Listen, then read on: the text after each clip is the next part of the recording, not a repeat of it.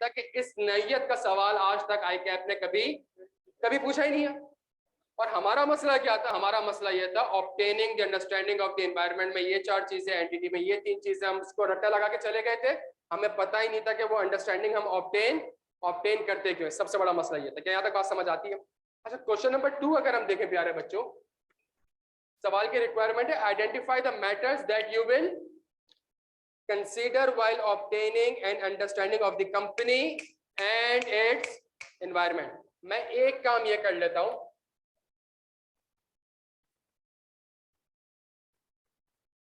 मैं एनवायरमेंट लिख देता हूं।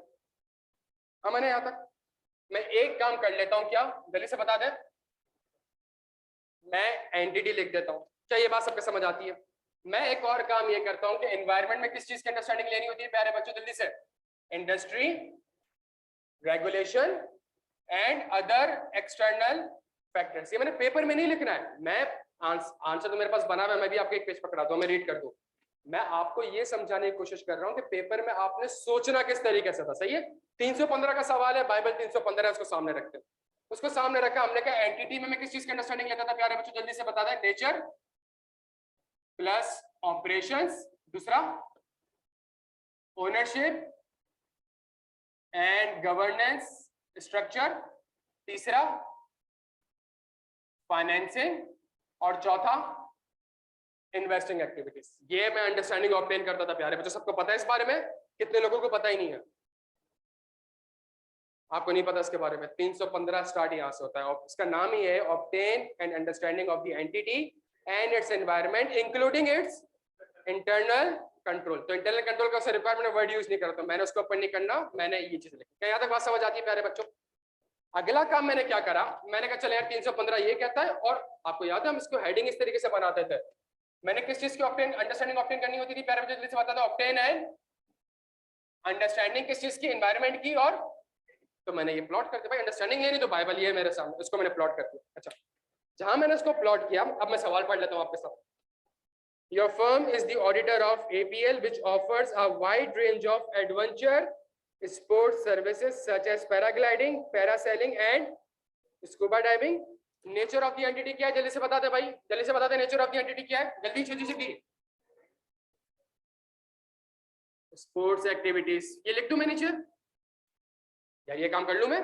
अच्छा, however and scuba diving APL follows high safety standard. क्यों करती है? बिकॉज ऊपर कोई माई बाप बैठा होगा, कोई रेगुलेशन इसके ऊपर अप्लाई होती होगी प्यारे बच्चों। उसको यहाँ पे नीचे लिख दूं, हाई सेफ्टी स्टैंडर्ड्स। में ये मेरा आंसर नहीं है, मेरा आंसर, ये मेरी सोच है। उस सोच को सिर्फ और सिर्फ मैं क्या कर रहा हूँ प्यारे बच्चों, रिप्रोड्यूस कर रहा हूँ। सही है? मैंने इस चीज को यहाँ पे लिख दिया। अच्छा, however during the year one of its paragliding trips was affected due to bad weather which caused severe injuries to the company की नेचर ही ऐसी है जिसकी वजह से कस्टमर को सीवियर, हाँ जी, इंजरीज हो गई। यहां तक बात समझ आती है मेरे प्यारे बच्चों को? अच्छा, immediately after this unfortunate incident APL has invested heavily in further upgrading its, उसने इन्वेस्ट कहां पे किया प्यारे बच्चों, जल्दी से बता दें, इन्वेस्ट कहां पे किया? अपग्रेड करने के लिए। क्या अपग्रेड करने के लिए? अपने स्पोर्ट्स इक्विपमेंट को। मैं थोड़ा सा प्रिसाइज लिख रहा हूं, अपग्रेड स्पोर्ट्स इक्विपमेंट। और इसके लिए पैसा कहां से आया? सवाल पढ़े, पैसा कहां से आया, जल्दी बताएं। बैंक से मैंने लोन। आप समझ रहे हैं, अगर किसी बच्चे ने पढ़ी नहीं है चीजें तो सिर्फ और सिर्फ मैंने क्या करा, सवाल की इंफॉर्मेशन को यहाँ पे लिखना स्टार्ट किया, सोचना स्टार्ट किया। अच्छा, क्लियर हो गया प्यारे बच्चों? अच्छा, the entire investment has been financed through a bank loan. You have been informed that due to overwhelming response towards the adventure trips, number of tour operators have launched the same services at a significantly। जब मैं environment की understanding लेता हूँ और industry में जाके देखता हूँ तो मुझे पता चलता है मार्केट में न्यू कॉम्पिटिटर आ गए जबरदस्त से। सारी एग्जांपल्स वो जो क्लास में डिस्कस करते थे ऐसे डिस्कस कर रहे थे। यहाँ तक बात समझ आती है? अच्छा जी, हालांकि वो सेफ्टी स्टैंडर्ड को कंप्लाई नहीं करा। कंपनी ने क्या करा, considering the increase competition APL has recently widen it's scope of. अब उसका नेचर ऑफ बिजनेस चेंज हो चुका है। उसने क्या कहा, booking of air ticket and hotel rooms on behalf of its clients at a discounted rate. APL is entitled to a commission If bookings are made through APL, the commission on the booking is recorded when the payment has been received plus book now and pay later. उसने क्या किया, उसने customer के ब्याह पे discounted price पे क्या करवाना स्टार्ट कर दिया प्यारे बच्चों? हाँ जी, बुकिंग्स कराना स्टार्ट कर दी। उसने कहा कि जी बुक अभी करो, पे लेटर ऑन, इस तरीके से इंस्टॉलमेंट के तरीके से। क्या यहाँ तक बात सबके समझ आती है भाई? यहाँ तक क्लियर है सारा? अच्छा, ये सारी चीजें प्यारे बच्चों मैंने क्या करा, मैंने जॉट डाउन कर। सवाल कंप्लीट? ये मेरा आंसर नहीं है, ये मेरा आंसर जिसने आयजा 315 तमीज से पढ़ा होगा और उसको इन वर्ड्स के बारे में पता होगा, उसने सवाल की रिक्वायरमेंट क्या? Obtain and understanding. किस चीज की अंडरस्टैंडिंग लेते हो? एनवायरनमेंट की, एंटिटी की। फिर अगला काम क्या करता हूं मैं? कंपनी की अकाउंटिंग पॉलिसीज को, इवैल्यूएशन ऑफ अकाउंटिंग पॉलिसीज। तो मैंने कहा एनवायरनमेंट में इस चीज की अंडरस्टैंडिंग लेता हूं, एंटिटी में इस चीज की अंडरस्टैंडिंग। तो मैंने प्लॉट कर दिया। समझ आ गई बात? मेरा आपसे पहला सवाल, मैं अंडरस्टैंडिंग ऑब्टेन क्यों करता हूं? जल्दी अब देखिए, अब पार्टिसिपेट करना है। मैं अंडरस्टैंडिंग ऑब्टेन क्यों करता हूं? रिस्क फैक्टर क्यों आइडेंटिफाई करता हूं? 315 का ऑब्जेक्टिव क्या है? 315 का ऑब्जेक्टिव क्या है मेरे प्यारे बच्चों? ऑडिट रिस्क को, यार प्यारे बच्चों 315 स्टैंडर्ड का ऑब्जेक्टिव क्या है? नहीं, प्लानिंग है, परफॉर्मेंस तो है नहीं 315।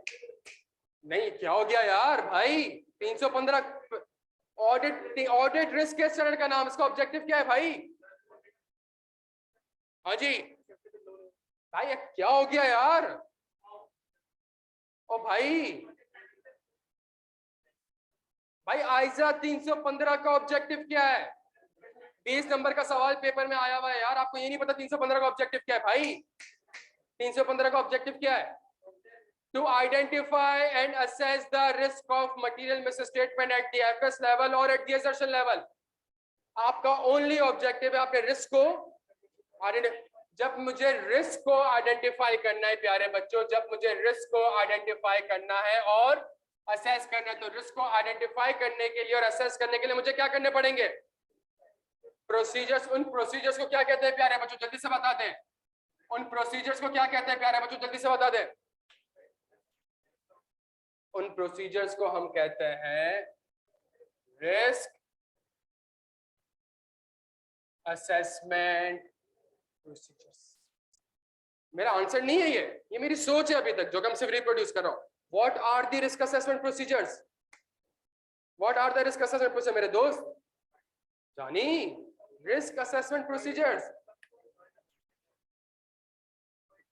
Inquiry, observation and inspection or analytical procedure. What is the difference between risk assessment procedure and audit procedures?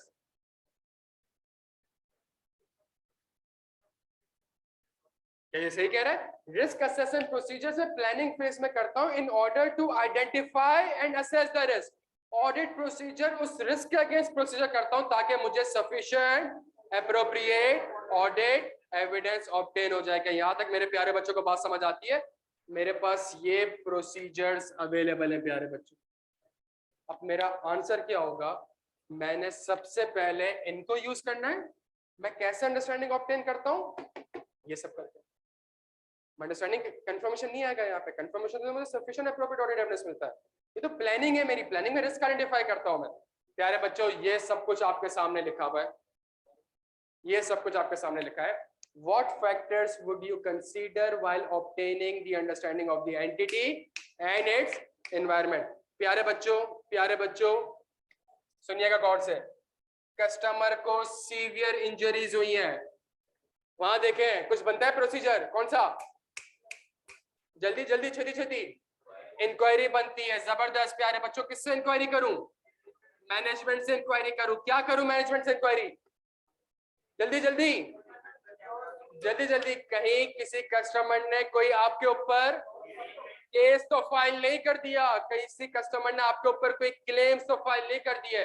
मेरा पहला आंसर होगा प्यारे बच्चों, मेरा पहला आंसर होगा इंक्वायरी जल्दी विद दी मैनेजमेंट। क्या? वेदर एनी क्लेम्स और lawsuits has been filed against the पहली inquiry, this is my inquiry. मैं पहली, वो कहेगी हाँ, तो मैं कहूंगा रिस्क है। रिस्क है कि मैनेजमेंट ने प्रोविजन IS 37 के हिसाब से रिकॉर्ड नहीं किया। तो अब तक आपसे ऑडिट पूछता आ रहा था और ऑडिट ड्राफ्ट होता था रिस्क फैक्टर से, इस बार उसने आपसे रिस्क फैक्टर्स पूछ लिया। सिंपल सी बात है। देखिए क्या सवाल है, क्या सवाल है, क्या कस्टमर को इंजरीज हुई है, हाईली रेगुलेटेड एंटिटी है, एक इंक्वायरी तो बनती है। जल्दी किससे बनती है? मैनेजमेंट में एक अच्छा नाम बता दो जो सारे मैटर्स देखता ही है।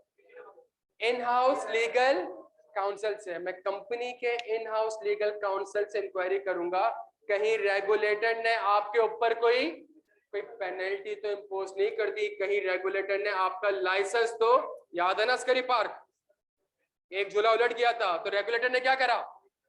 रेगुलेटर ने कहा अस्करी पार्क बंद, लाइसेंस टर्मिनेटेड। भाई याद आ रहा है यार?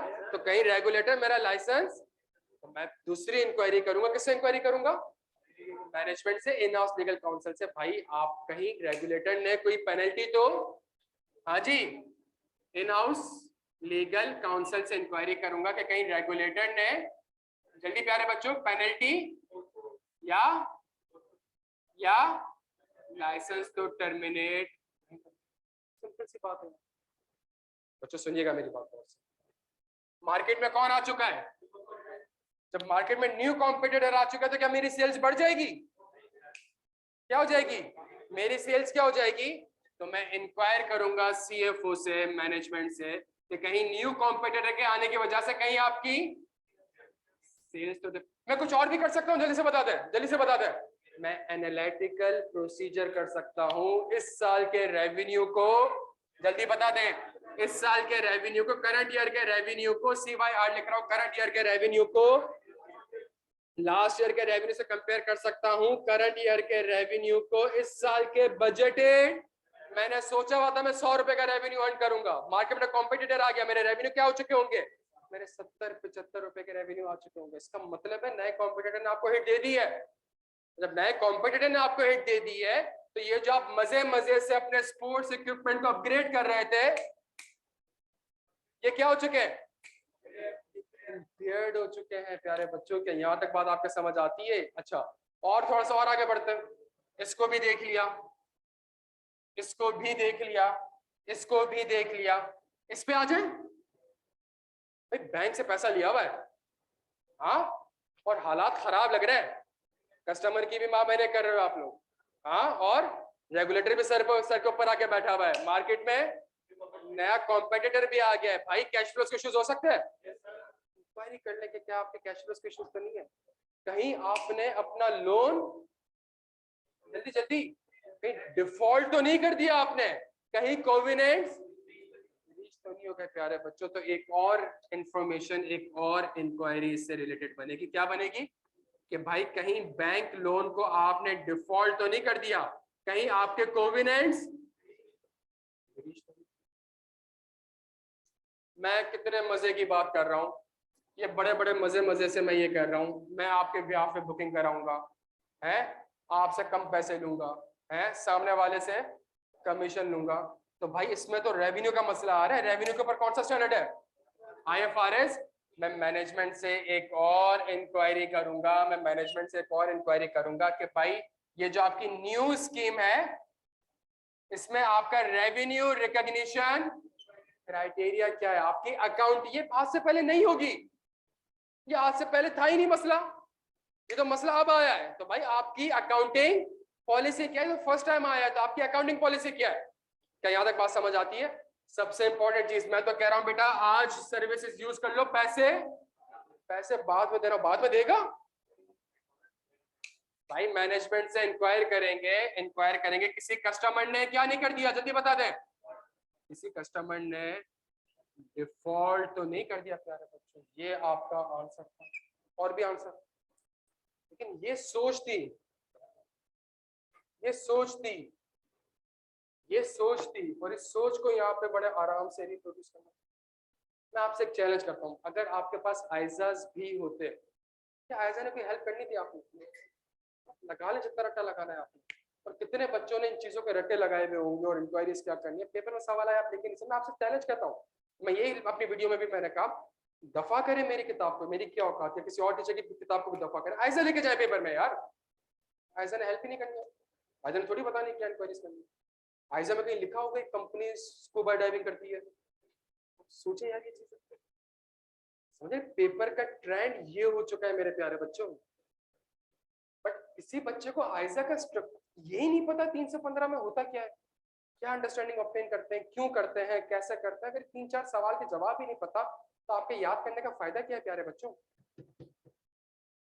क्या मुश्किल है इसमें मुझे बताएं, इसमें मुश्किल क्या है? और इसी चीज से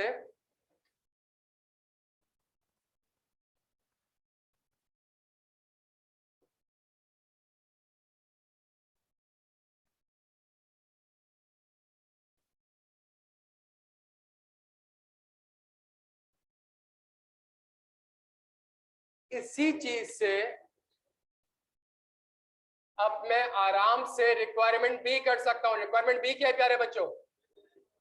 और फिर उसी रिक्वायरमेंट से मैं क्या कर सकता हूं प्यारे बच्चों? पूरा सवाल प्लानिंग का है, परफॉर्मेंस का नहीं है भाई। सुनिएगा मेरी बात को, क्या मसला था? कस्टमर को सीवियर मैनेजमेंट की किस चीज में फट रही होगी? मैनेजमेंट का बिजनेस रिस्क है कि कहीं किसी ने कोई लॉ सूट फाइल ना कर दिया, पहली चीज, या कोई पेनल्टी, कोई बड़ी पेनल्टी इंपोज ना कर। सिंपल सी बात है यार भाई, एज अ मैनेजमेंट भाई खुदा ना खास्ता ही छत गिर जाए अभी नीचे और ये 3 बंदे मर जाए, सही है? और मुझे किस चीज का डर लगेगा? इनके वालिदैन मेरे ऊपर, अब ये वालिदैन बोलेंगे यार जान छूटी अच्छी बात है, उल्टा पैसे देके चले जाए, सही है? या मुझे और किसी चीज से डर लगेगा? रेगुलेटर कौन? आई कैप, कहीं मेरा RAT टर्मिनेट ना कर दे, कहीं RAT सस्पेंड ना कर दे, कहीं इंस्टीट्यूट को बैन ना कर दे। आप समझ रहे, मुझे ये डर लगेंगे, ये बिजनेस रिस्क है।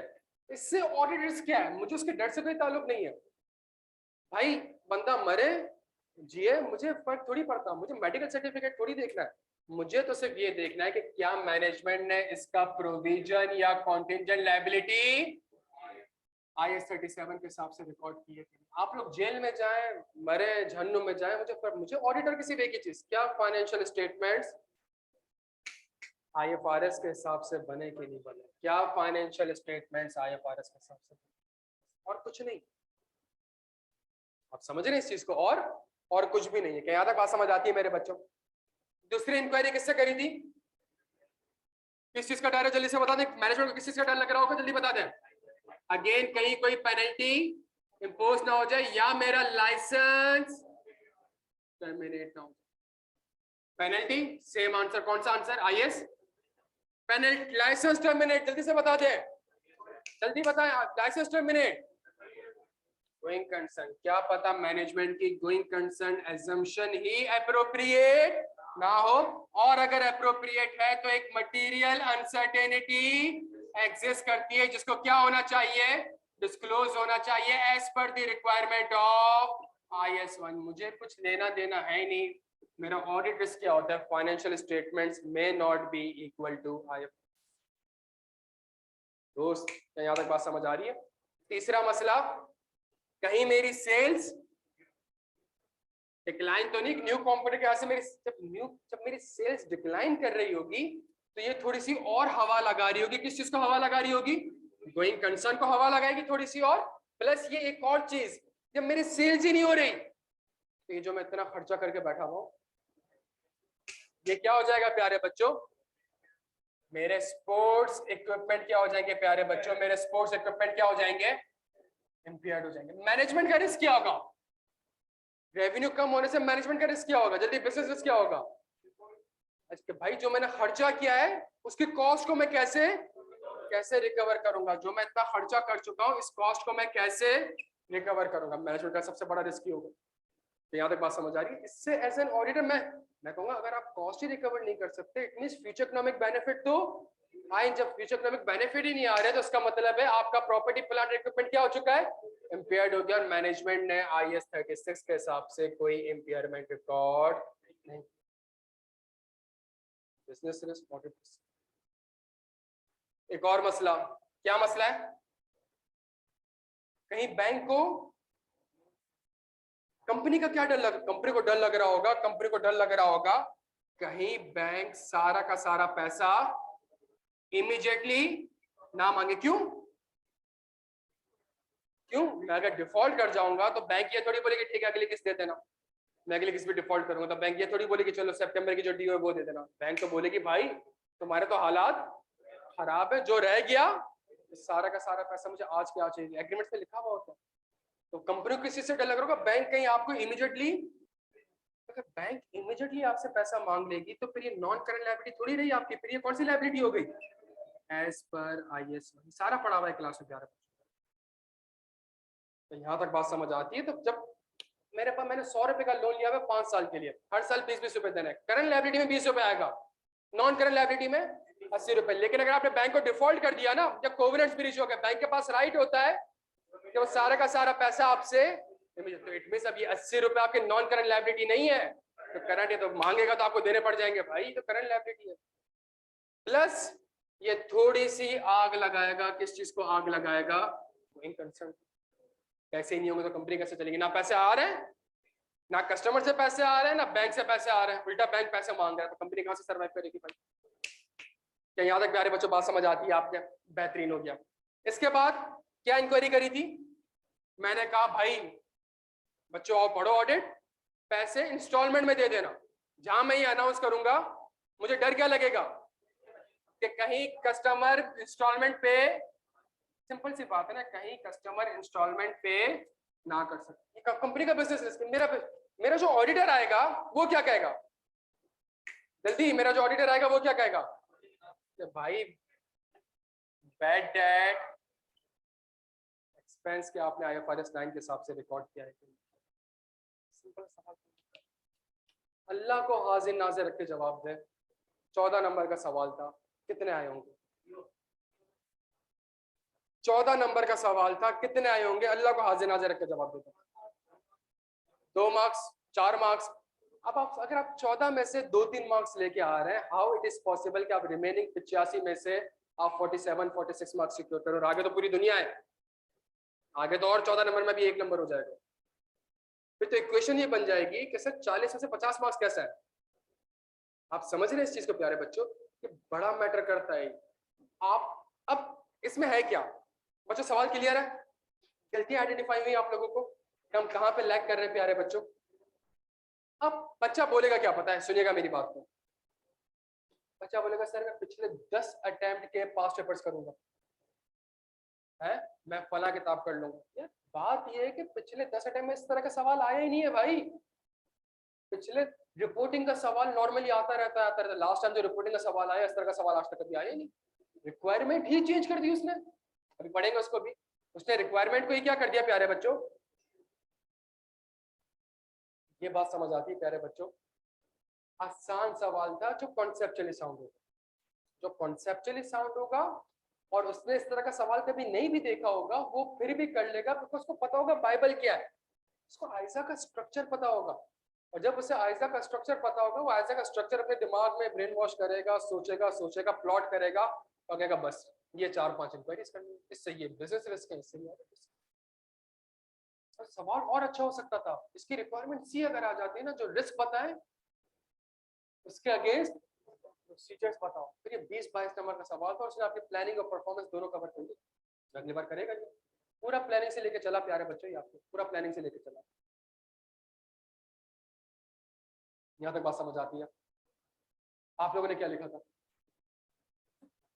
तो पौने घंटे से मैं एक सवाल डिस्कस कर रहा हूँ, इसका आंसर मैंने बना लिया था।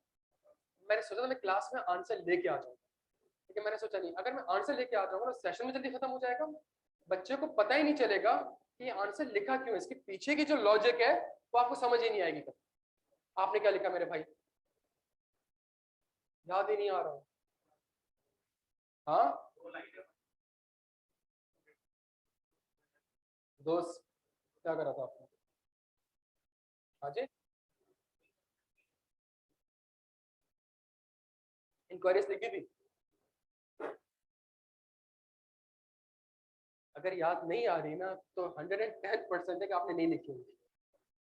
ऐसा हो सकता है ना कि अगर एक चीज आपने लिखी होगी तो आपको याद आ जाएगा, ऐसा मैंने लिखी। अगर याद, जी सर।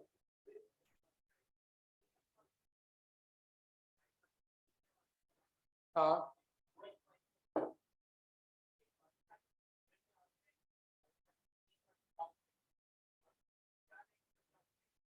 वो कह रहा है कमीशन मुझे मिलेगा, बाद में मिलेगा। कमीशन इनकम होगी ना आपकी। आज आपका तो नेचर पहले ये था कि आपकी स्पोर्ट्स इनकम थी, कमीशन इनकम तो IFRS 15 ना यार। डन है प्यारे बच्चों, यहाँ पे, यहाँ तक डन है प्यारे बच्चों। अच्छा, नोट करना है इसको, 1 से 2 मिनट दे रहा हूँ, एटलीस्ट स्ट्रक्चर इसका नोट कर लो प्यारे बच्चों, जल्दी छेती छेती।